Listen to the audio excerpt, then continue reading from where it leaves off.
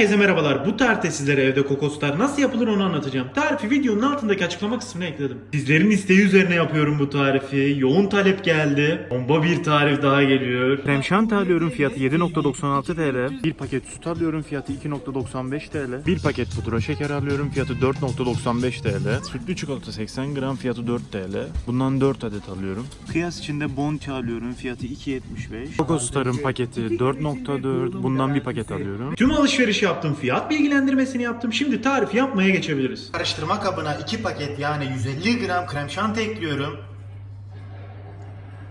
Üzerine 1 su bardağından 2 parmak eksik soğuk süt ekliyorum.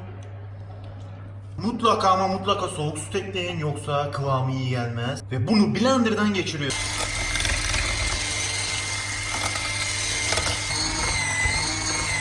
İstediğimiz kıvama geldi. İçerisine 2 yemek kaşığı pudra şekeri ekliyorum. Ve pudra şekerini her tarafına iyice yediriyorum. Pudra şekeri her tarafına homojen bir şekilde dağılması için bunu 4-5 dakika bu şekilde karıştıracağım. 3 su bardağından 2 parmak eksik Hindistan cevizi var. Bunu kontrollü bir şekilde koyacağım. Hepsini birden koymayacağım. Başta biraz ekliyorum. Bu kadar bıraktım. Bunu kenara alıyorum. Bunu elimle yoğuruyorum. Hamur gibi düşünün. İyice kıvama getireceğiz bunu. Kıvama gelmesi gerekiyor. Şu an kıvamı cıvık. Şimdi biraz daha Hindistan cevizi ekliyorum. Aynı şekilde yoğurmaya devam ediyorum. Hepsini birden koymayın. Malzemenin cinsine göre kıvam değişebilir. Ondan dolayı sizin de kontrollü bir şekilde koymanız gerekecek. Biraz daha koyuyorum. Elimizle şekil verebileceğimiz kıvama gelmesi gerekiyor. Kıvamı tam istediğim gibi oldu. Tam tamına 3 su bardağı Hindistan cevizi aldı bu. Eğer bu tarifi yapacaksanız siz de kontrollü bir şekilde koyun.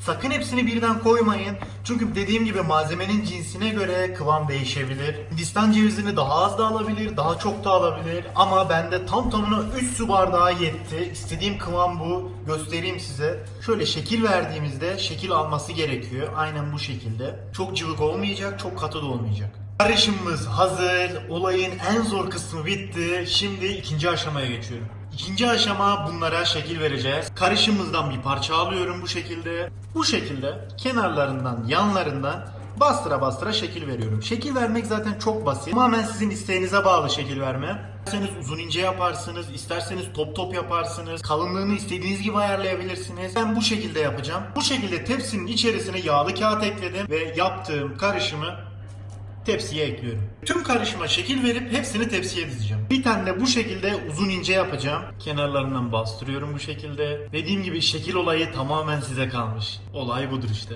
Bunu da tepsiye ekliyorum.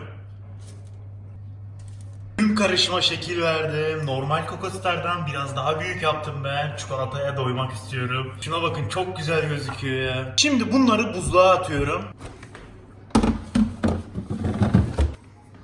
5 tane sütlü çikolatam var. Bunların paketlerinden çıkarıyorum. Çikolataları kaplarından çıkardım. Satırla ilgili çok yorum geliyor. Hepsini severek okuyorum. Satırla çalışmaktan çok keyif alıyorum ben. Daha önce de söylemiştim. Satırla ilgili bir çekiliş yapacağım ve bir takipçime uzun süredir kullandığım bu satırı göndereceğim diye. Biraz uzadı. Nedeni de YouTube'dan plaket gelecek. 100.000 plaketi. 100.000 plaketi geldikten sonra plaketle ilgili bir video çekeceğim. Sizlerden de çok soru geliyor. Kendimi de tanıtacağım orada. Ayrıca 100.000 plaketine özel bu satırın çekilişini yapacağım. Son videolarda yorumu çok beğenilen arkadaşlar arasından bir çekiliş yapmayı düşünüyorum. Hatta bu satırın yanında şöyle bir satır aldım.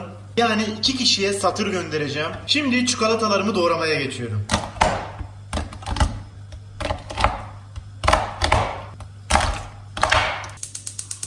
Ocağın altını yakıyorum. Tencereyi ocağa ekliyorum. Tencereye su ekliyorum. Suyumuz kaynadı. Üzerine borcam ekliyorum.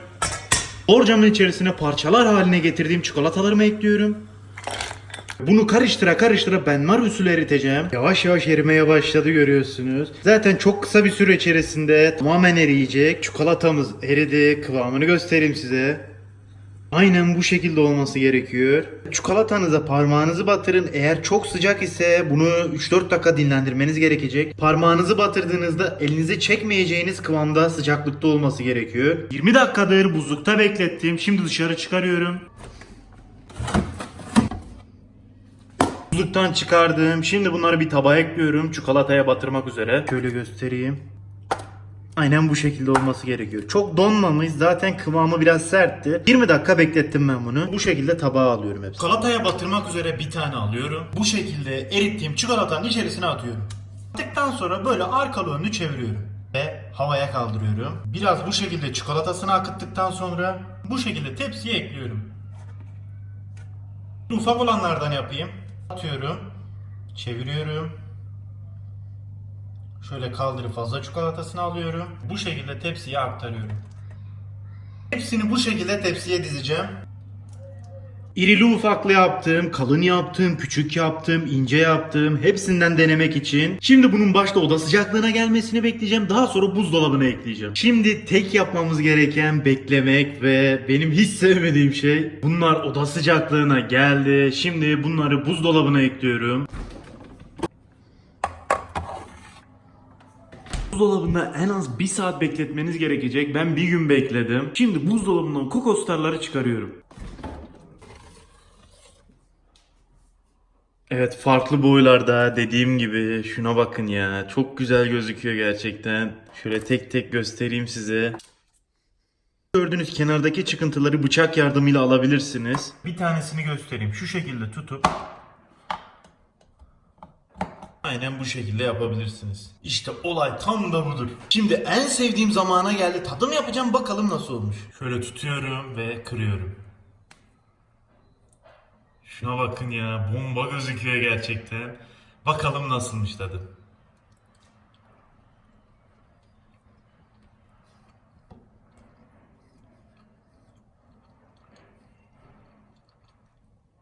Abartmıyorum, dışarıda yediğim kokostarların birebir aynısı olmuş. İnanılmaz lezzetli ya. Gerçekten bu işi başarmışız.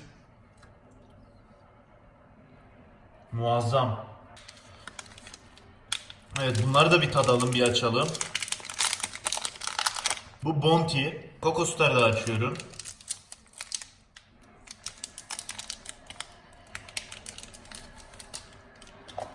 Bunun da boyutu bu şekilde. Şu ikisi dışarıdan aldığım, bu ikisi de benim yaptığım. Dışarıdan aldığım Bounty'yi kırıyorum. Bu şekilde gözüküyor.